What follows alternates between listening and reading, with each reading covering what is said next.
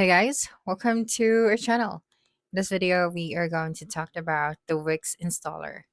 Okay, so if you ever built a Windows application and want to package it into a professional installer, so in this quick tutorial, I'm going to show you how Wix Toolset makes it easy to create an MSI installer.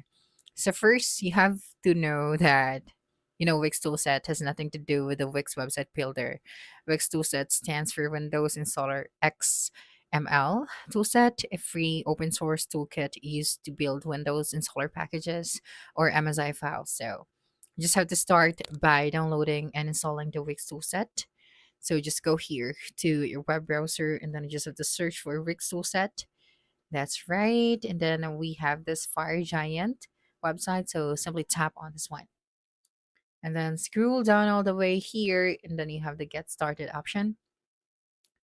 Okay, and then you just have to go to the Wix toolset. That's right. And then you have here now the Wix V3 deprecated and then tap on the Wix V3 overview. And then you just have to choose the appropriate version from the Visual Studio Marketplace. And then you just have to download it. So after that, you just have to install it. Okay. Now, you just have to create a new Wix setup project in Visual Studio. So you just have to go here, tap on the file option, tap on new, and then tap on project. That's right.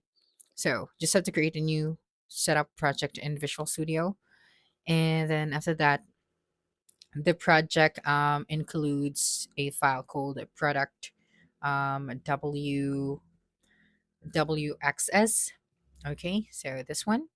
So, which is the main configuration file for installer.